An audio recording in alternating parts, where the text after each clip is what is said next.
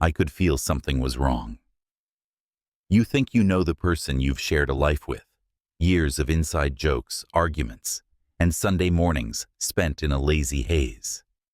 You know their gestures, their expressions, the way they talk and how they laugh. But when something shifts, even the tiniest detail, it's like a silent alarm that won't stop blaring in your mind, no matter how much you try to ignore it. Amanda had always been predictable, but lately, she felt like a stranger, someone slipping out of my grasp, her thoughts hidden behind a locked door. She'd always leave her phone around the house, unlocked, often with a forgotten message or two lighting up the screen. She'd always been easygoing like that, trusting, the last person to care about secrets. But now, the phone was always in her hand or stashed away in her purse, and whenever it buzzed, she would glance at it with a quick, nervous smile before tucking it out of sight. At first, I told myself it was nothing. People change. Work gets stressful. And Amanda was working harder than usual these days, putting in late hours at the office. That's what she told me, at least. She mentioned a new client, or some big project that demanded her time and energy, and I believed her. Why wouldn't I? Amanda had never given me a reason to doubt her, even when she started coming home late more often than not.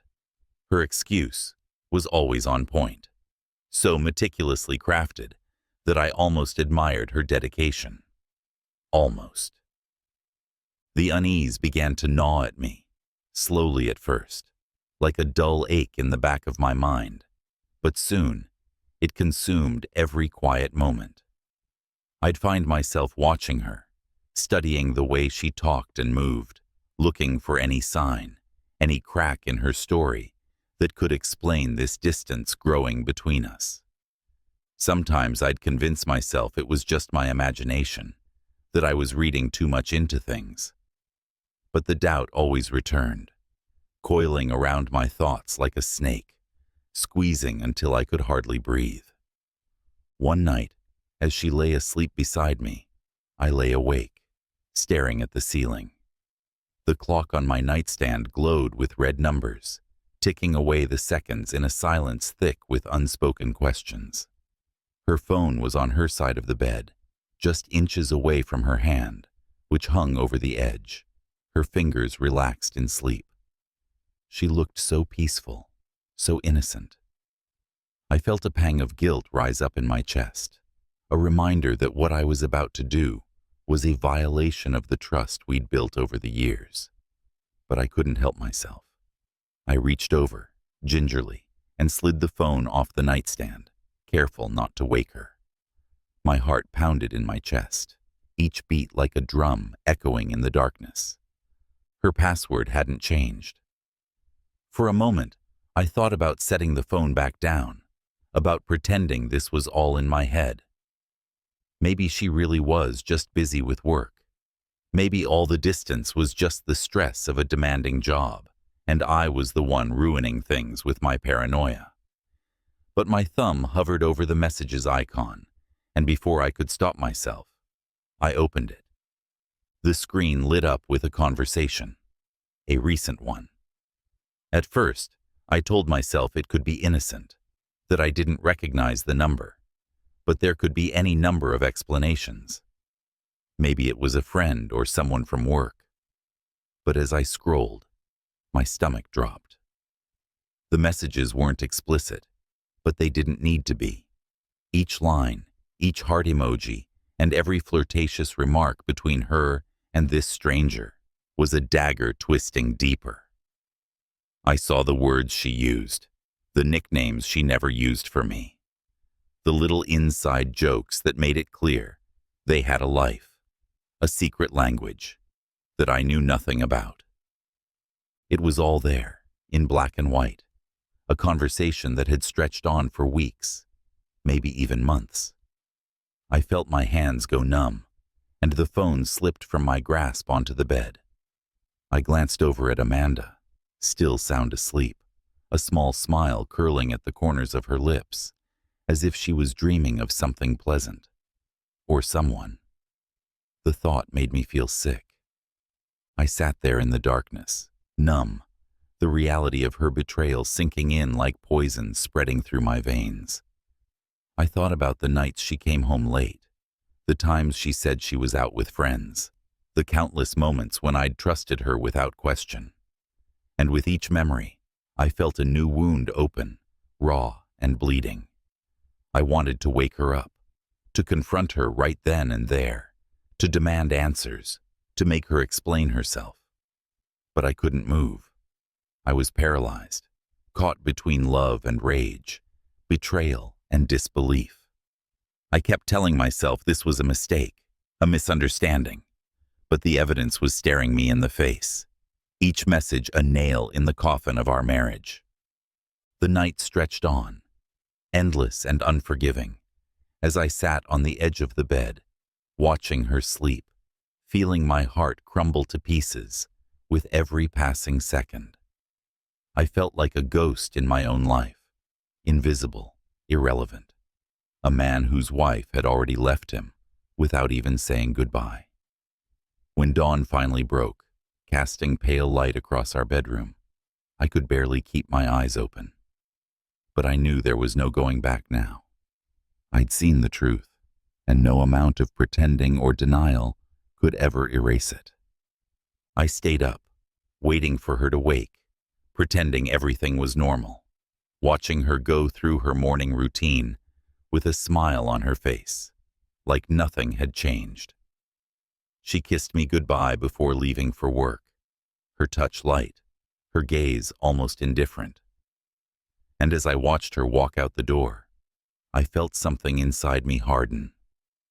The love I had felt, that deep, unbreakable bond we'd shared, turned to ash in an instant.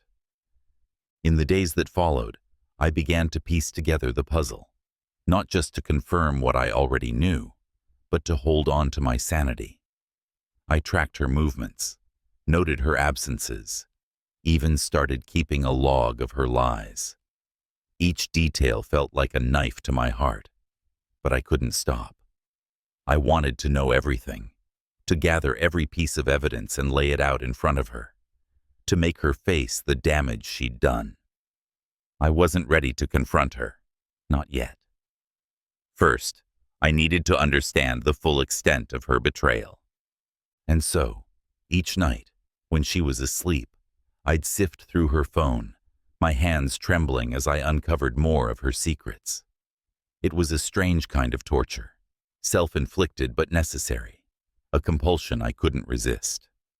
I began printing out the messages, taking photos of anything that hinted at her infidelity, storing them all in a folder that I kept hidden in my office.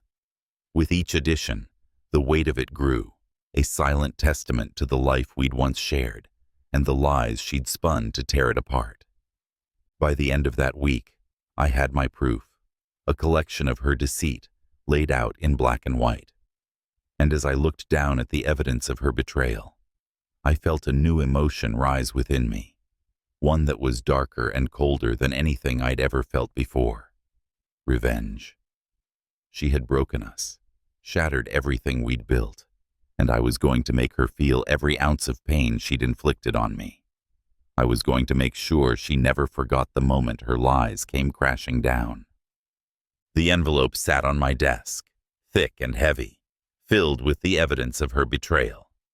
It was only a matter of time before I confronted her, and when I did, she would know exactly how it felt to be destroyed.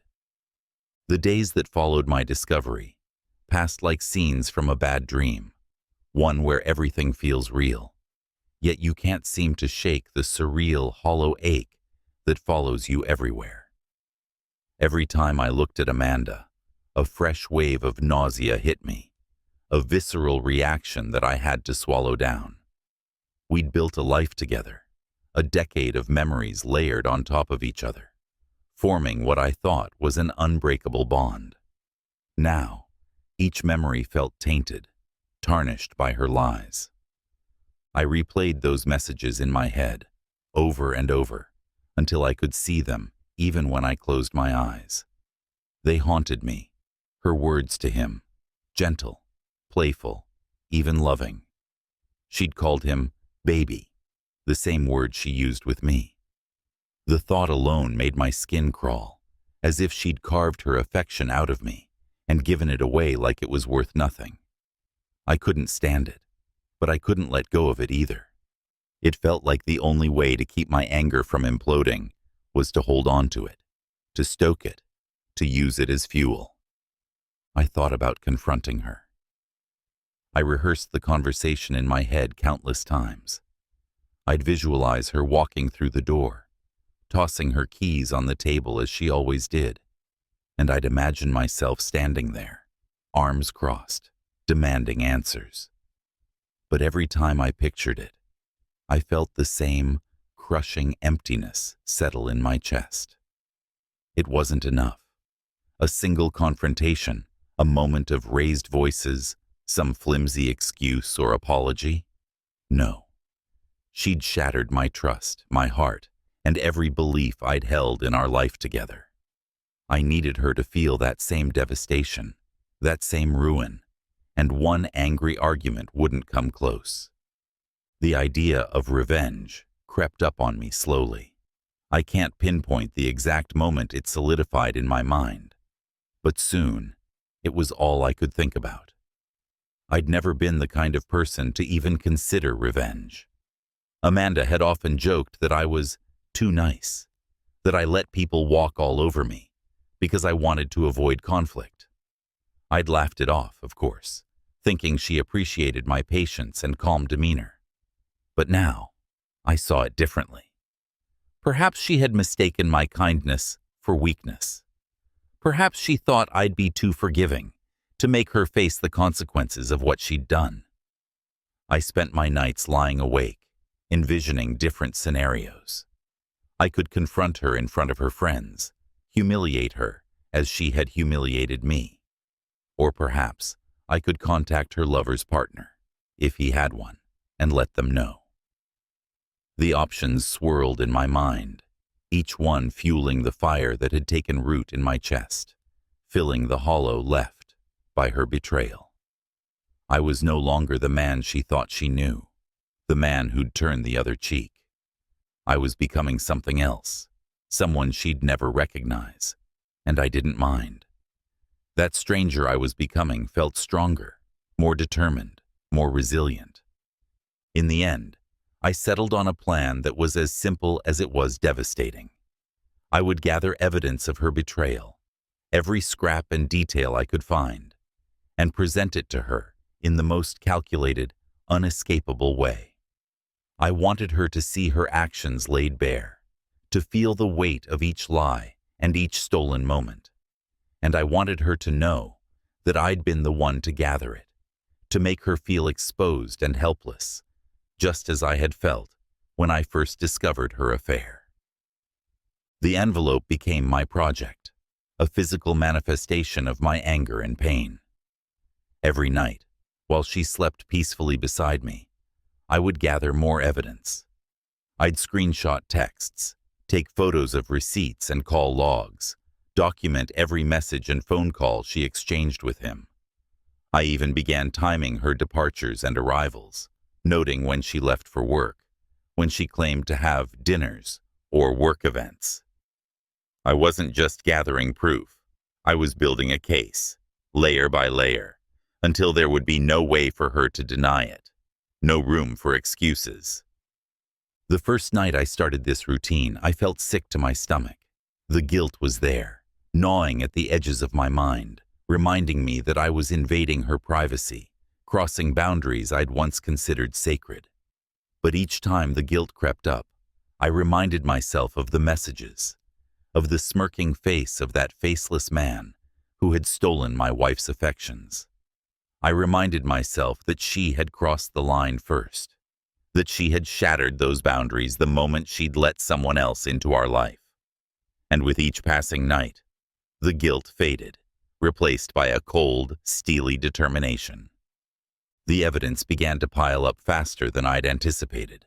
By the end of the first week, I'd filled the envelope with screenshots, printed messages, and timelines that painted a vivid picture of her betrayal. But it still wasn't enough. I wanted more. I wanted to know every detail, every lie she'd told, every excuse she'd fabricated to be with him. I wanted to leave no stone unturned, so that when the moment came, when I finally revealed everything, she would have nowhere to hide. As the envelope grew thicker, so did my resolve. It became a ritual, a twisted sort of therapy. Each night, I'd sit at my desk, sifting through my findings, arranging them neatly in the envelope, feeling a grim satisfaction with every addition. This wasn't just about revenge anymore. It was about reclaiming my power, my sense of control. She had taken everything from me without a second thought. But now, I was the one holding all the cards. I was the one building the weapon that would tear her life apart. During the day, I would go about life as usual, pretending to be the same old husband she thought she knew. I'd smile, ask her about her day, listen to her stories with feigned interest. I could tell she noticed a change in me, a slight chill in my demeanor, but I kept up the facade, keeping my true intentions hidden. It almost felt like a game, a twisted chess match, with each of us making moves, unaware of the other's endgame. Sometimes, I'd catch her watching me, her eyes narrowing, as if she were trying to read my thoughts. And each time, I'd smile, giving her nothing but the same warm expression I'd always given her, even as my mind was filled with plans of her downfall. I could tell she felt the distance between us, a subtle shift that hung in the air like a fog, but she never asked about it. Perhaps she was afraid of what she might find if she looked too closely, or perhaps she was simply too wrapped up in her affair to notice how far we were drifting apart. But that suited me just fine. The more oblivious she was, the better. It gave me time to finalize my plan, to gather every piece of evidence, to craft the confrontation in my mind, down to the last detail. I pictured it vividly, imagining the shock, the regret, the fear that would fill her eyes when she saw the contents of the envelope. And each time I pictured it, I felt a sense of satisfaction that I hadn't felt in weeks. The envelope was almost ready. Soon, I would confront her, and everything she had tried to keep hidden would be laid bare. And when that moment came, I would finally have the closure I needed, the revenge I craved. I'd once thought of myself as too forgiving, too soft-hearted to ever seek revenge. But Amanda had changed that. She'd changed me in ways I hadn't thought possible. And as I stared down at the envelope on my desk, its contents a testament to her betrayal, I realized that I was ready. Ready to see her broken, ready to watch her life crumble as mine had. The envelope sat on my desk, thick, heavy, and, in a twisted way, reassuring. In a life that felt unsteady and upended, it was the one constant, the thing I'd built with a steady, meticulous hand. I'd filled it with days of relentless focus and nights of sleepless dedication. Every piece of evidence, a cold comfort. It wasn't just an envelope. It was a culmination of every lie, every betrayal, every late-night meeting that Amanda had justified with a dismissive kiss on my cheek. It was a weapon, yes, but also something else. An anchor, holding me steady when everything else felt unmoored.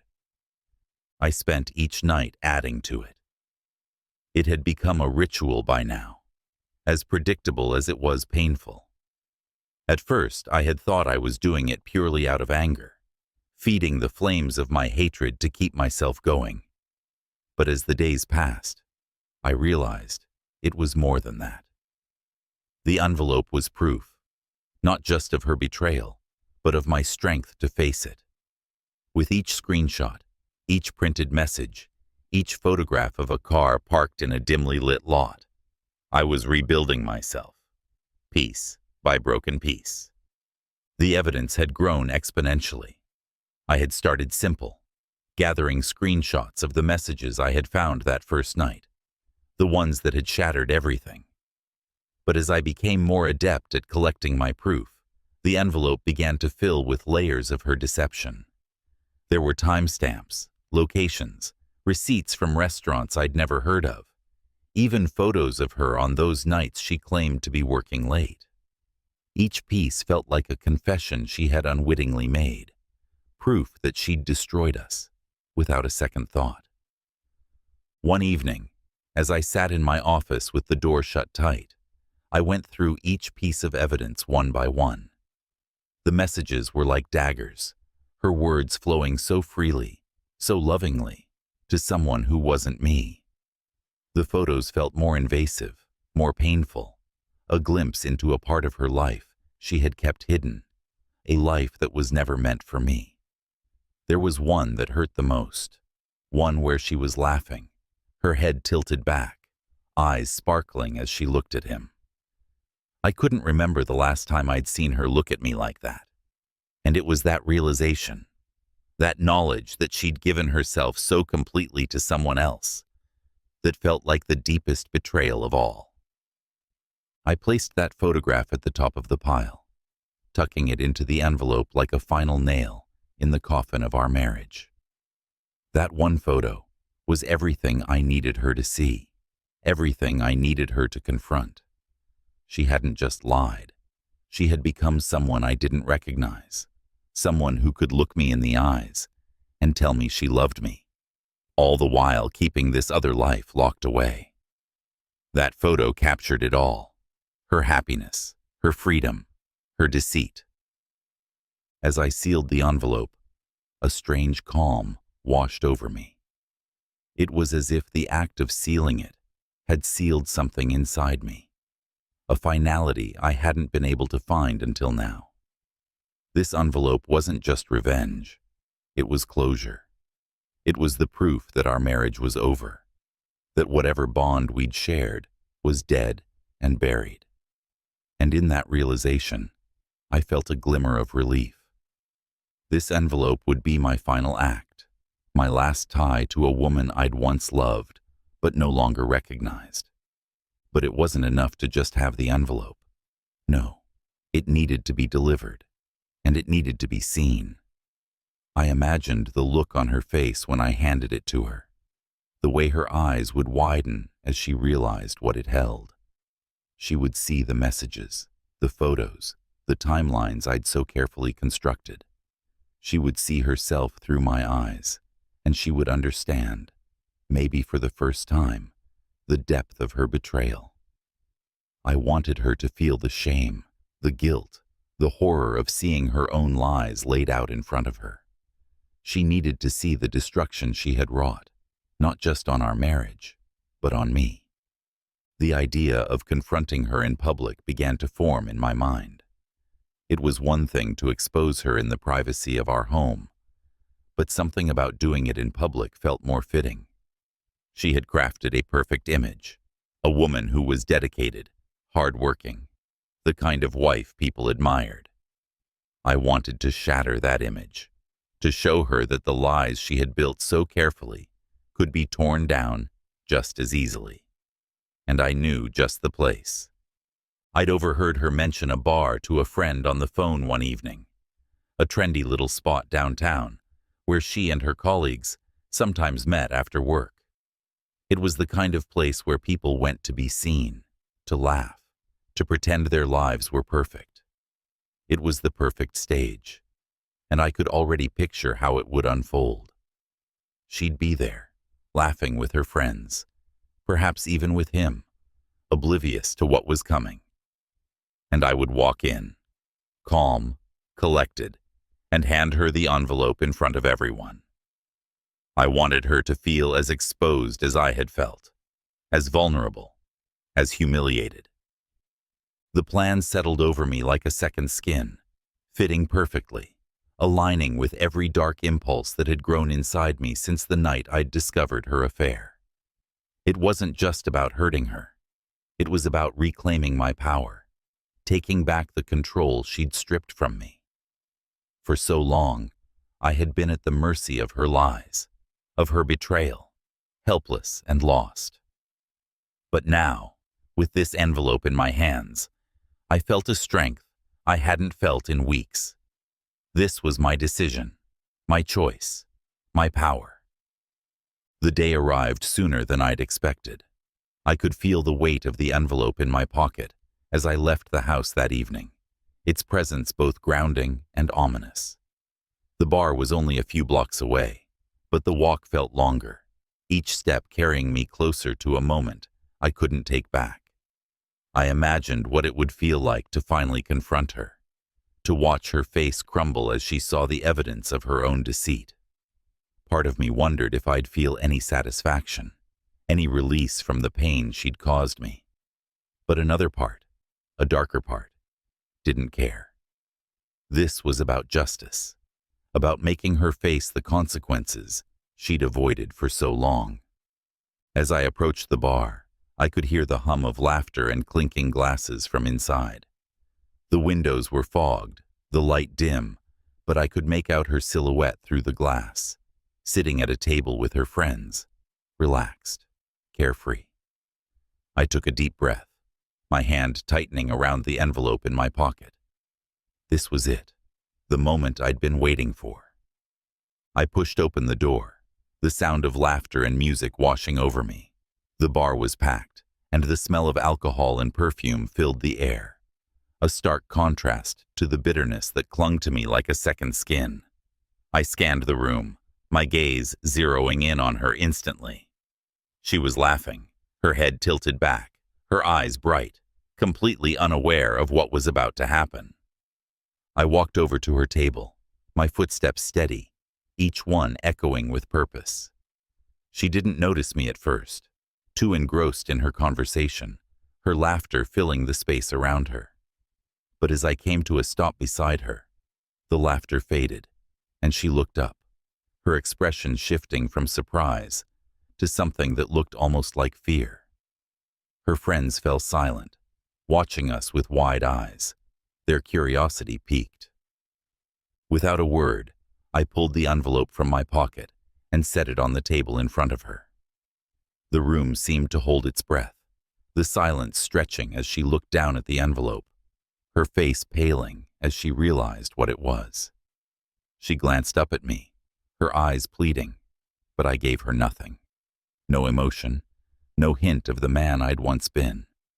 Just a calm, steady resolve that told her everything she needed to know. "Open it," I said, my voice low but firm. She hesitated, her hand trembling as she reached for the envelope, her fingers brushing against the edges. I could see the panic in her eyes, the dawning horror as she pulled out the contents and began to flip through them. Page after page, lie after lie, each one a piece of the life she had built behind my back. As she looked up, her eyes filling with tears, I felt a strange sense of peace settle over me. I'd done what I'd set out to do. I'd taken back control, forced her to face the truth she'd so carefully hidden. And as I turned and walked away, leaving her in the wreckage of her own making, I felt lighter, freer. The weight of the envelope finally lifted from my shoulders. I hadn't thought about how much preparation revenge would require. It turns out that plotting your wife's comeuppance is an exhausting exercise in patience and discipline. Each day that passed chipped away at me, and yet each day also hardened my resolve. I could feel myself transforming, shedding old layers of who I was, while the part of me that was hell-bent on retribution took control. The envelope was complete, but it felt like a living thing, drawing from me a dark energy, whispering to me in my quieter moments. I could hardly stand to be in the same room with Amanda. Each smile, each affectionate glance she threw my way, twisting the knife deeper. I knew I couldn't delay much longer. It was time to bring the confrontation to life. I just needed to find the right moment. Amanda had given it to me without knowing. A perfect chance. That week she mentioned a new event with her work friends at the bar she frequented. A launch party, she said, open to partners. But she didn't seem too keen on me joining her. I'd simply nodded, feigning indifference, while a plan solidified in my mind. For days leading up to it, I lived in a strange state of calm, almost meditative.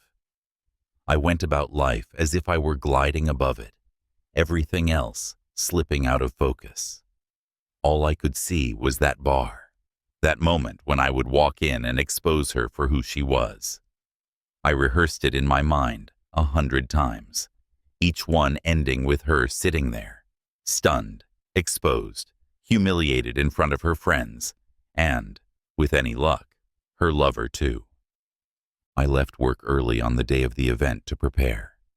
I came home, showered, and dressed carefully, choosing a suit she'd always loved on me. It felt strange, almost ceremonial, as if I were preparing for a wedding or a funeral. In a way, it was both. My reflection in the mirror felt foreign, as if I were looking at a stranger. My jaw was set, my face expressionless, my eyes dark and hollow. The man staring back at me was one I didn't recognize, and yet I felt more powerful, more certain than I ever had before. The envelope lay on the dresser, ready and waiting, and I slipped it into my jacket pocket, feeling its familiar weight press against my side. I took a deep breath, steadying myself. I was ready.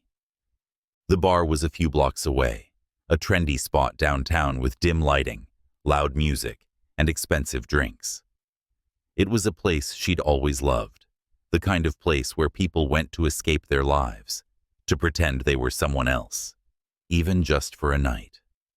And here she was, slipping into a fantasy of her own, one she thought was hidden from me. But tonight, I was about to bring it crashing down.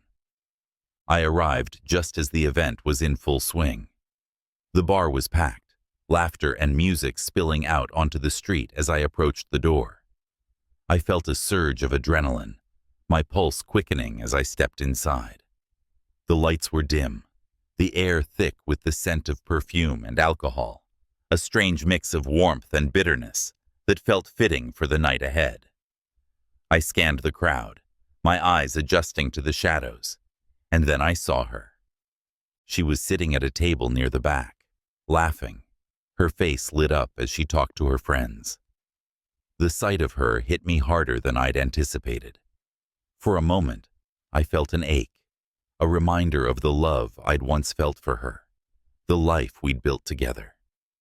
But then I remembered the messages, the lies, the nights spent alone, wondering where she was. The ache turned to anger, a quiet, steady rage that propelled me forward. My footsteps felt heavy, each one echoing in my mind as I made my way to her table. Her laughter faded as I approached, her smile faltering as she looked up and saw me standing there. Her friends turned too, their expressions shifting from confusion to curiosity. She hadn't expected me to come, and for a moment, a flicker of something like fear crossed her face. Good. She should be afraid. "Surprised to see me?" I said, my voice low and steady, a quiet challenge hidden beneath the calm. She forced a smile, trying to play it off, her voice overly cheerful. "Oh, hey! I didn't think you'd... I didn't expect you here." I reached into my pocket, pulling out the envelope, and placed it on the table in front of her. The movement was deliberate, almost slow, as if I were handing her a gift, a twisted offering that she'd earned. Her eyes fell to the envelope, her face paling as she realized what it was. Her friends looked from her to me, their expressions shifting from polite curiosity to something sharper, tinged with discomfort. "Open it," I said, keeping my voice low. There was no need to raise it. Every word felt weighted, final. She hesitated, glancing around, as if looking for an escape, a way out. But there was no escape. I'd made sure of that. Her hands trembled as she picked up the envelope, her fingers brushing against the edges. Slowly she opened it, her eyes widening as she flipped through the pages. The color drained from her face, her hands tightening around the papers as she realized what I'd done. The messages, the photos, the timelines, all of it was there, laid out in black and white, an undeniable testament to her betrayal. Her friends leaned in, their curiosity turning to shock as they caught glimpses of the evidence, their faces mirroring the horror that was dawning on hers. She looked up at me, her eyes wide, pleading, her mouth opening as if to speak, but no words came. She was trapped, exposed, stripped of the lies she'd so carefully built. And for the first time, I felt a strange sense of peace, a calmness that settled over me like a weight lifted. I had won. She was powerless, and she knew it. "Do you have anything to say?" I asked, my tone even, almost indifferent. I didn't need her apologies, her excuses. I just wanted to hear her try, to watch her squirm as she grasped for a way out of the mess she'd created. I didn't... It's not what you think," she stammered, her voice weak, barely audible over the hum of the bar. But her words rang hollow, empty, and even she seemed to know it. "Not what I think," I repeated, my voice hardening. "Are you telling me that all of this," I gestured to the pile of evidence in front of her, "is some kind of misunderstanding?" Her face crumpled, her hands clutching the papers, as if they could somehow shield her from the truth. "I'm so sorry," she whispered, her voice breaking, her eyes filling with tears. I didn't want to hurt you." The words sounded pathetic, shallow, a weak attempt to salvage whatever shreds of dignity she had left. I felt no sympathy, no pity. She had destroyed us, torn apart everything we'd built, and now she was reaping the consequences. "Save your apologies," I said coldly, my gaze never leaving hers. "I don't need them. I just wanted you to see the truth. I wanted you to face the reality you thought you could hide from me." Her friends shifted uncomfortably, exchanging glances, their expressions a mix of shock and pity. They'd all bought into the lie she'd created, the image of the perfect wife, the loving partner. And now they saw her for who she truly was. For a long moment I stood there, the silence stretching between us, heavy and final. She looked down, her shoulders slumping, defeated, the weight of her own lies crushing her. And in that moment, I knew I was done. I'd made her see, forced her to confront the wreckage she'd created. There was nothing left to say. Without another word, I turned and walked away, leaving her and her perfect little life in ruins. The bar's chatter resumed as I left, the hum of laughter and voices swallowing the silence I left behind. But I didn't care. I'd reclaimed my life, my power, my sense of self. And as I stepped out into the night, I felt lighter, freer, as if I'd finally broken free from the chains of a life built on lies. The envelope was gone, the truth exposed. And for the first time in weeks, I felt a strange, unfamiliar feeling, a glimmer of peace. The cold night air hit me as I stepped out of the bar, sharp and biting, a contrast to the thick, heady warmth inside. I breathed in deeply, my lungs filling with the chill that seemed to pierce straight to my core. I didn't look back. I couldn't. I didn't need to see her face, or the horrified expressions of her friends.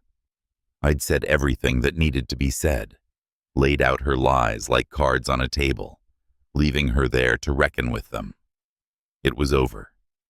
But as I walked down the street, each step echoing in the stillness, I felt a strange hollowness spreading inside me. Hollow and numbing, the aftermath of emotions I hadn't fully processed. I'd spent so long building up to that confrontation, focusing on every detail, imagining how it would feel to expose her, to reclaim control. Now that it was done, I felt empty. The anger, the pain, the betrayal, they had all been my constant companions, fueling me, keeping me going. And now, without them, I wasn't sure who I was anymore. I turned down a quiet side street, needing to clear my head, to let the rush of adrenaline fade. The streetlights cast long shadows across the pavement, their glow fractured and dim, as if mirroring the fractured pieces of my own life. I walked aimlessly, hands shoved into my pockets, my thoughts circling around the confrontation, replaying it again and again. Her face, her shock, the way her hands had trembled as she held the envelope. I'd wanted her to feel the pain she'd caused me, but seeing it on her face, so raw and exposed, it hadn't brought the satisfaction I'd expected. I found myself at the edge of a small park, a secluded space nestled between towering office buildings. A single bench sat under a street lamp, its light casting a warm, comforting glow. I sat down heavily, feeling the exhaustion of weeks of planning, of sleepless nights, settle over me like a weight I could finally acknowledge. I leaned forward, elbows on my knees, staring at the pavement as the realization hit me. The life I'd known, the life I'd fought so hard to hold on to, was gone. A bitter laugh escaped my lips. I'd thought that confronting her would bring closure, that it would be some final act that allowed me to move on, to feel whole again. But it was only now, sitting alone in the cold, that I truly understood what I'd lost. It wasn't just Amanda's betrayal that haunted me. It was the memories, the small moments that once made our life together feel solid and unbreakable. And now, they felt like ghosts, haunting the edges of my mind, reminders of a love that no longer existed. I thought back to when we'd first met, those early days of laughter and late-night conversations, when we'd been inseparable, when everything had felt simple and pure. She'd been my world, my confidant, the one person I thought I could trust above all others. And in a way, I realized, confronting her hadn't been just about revenge. It had been about trying to reclaim something I'd lost, a sense of innocence, of faith in love itself. But now, with the confrontation behind me, I knew that innocence was gone for good. I stayed there for what felt like hours, letting the quietness of the park seep into me, trying to come to terms with the emptiness that stretched inside. I couldn't go back to who I was before, but I wasn't sure who I was now. I'd spent so long defining myself by my love for her, by the life we'd built together. Without it, I felt like a shadow, a remnant of the man I used to be. Eventually I stood, the cold settling into my bones, reminding me that I needed to keep moving, to find a way forward. I made my way home, each step feeling heavier, the silence of the streets echoing my own. The house was dark when I arrived, the emptiness inside an eerie reflection of the emptiness I felt within. I walked through each room, my footsteps soft, as if I were intruding on someone else's life. Everywhere I looked, there were reminders of her. The framed photos on the walls, the small touches she'd added to make the place feel like home. But now, those touches felt like remnants of a life that had been taken from me, a life that had never truly belonged to me. In our bedroom, I found myself standing by the bed, staring down at the spot where she'd lain just hours earlier, blissfully unaware of what was coming. The sheets were still rumpled, her scent lingering in the air, a faint reminder of the intimacy we'd once shared. I sank down onto the bed, running my hand over the empty space beside me, feeling a strange, aching loss settle in my chest. I'd known this was coming, had prepared myself for it. But nothing could have prepared me for the reality of it, for the way it felt to finally let go. Sleep didn't come easily that night. I lay awake, staring at the ceiling, my mind a chaotic swirl of memories and regrets, of anger and pain, of love that had been twisted into something unrecognizable. I drifted in and out, caught between dreams and reality, haunted by visions of her face, by the way she'd looked at me when I'd placed that envelope in front of her.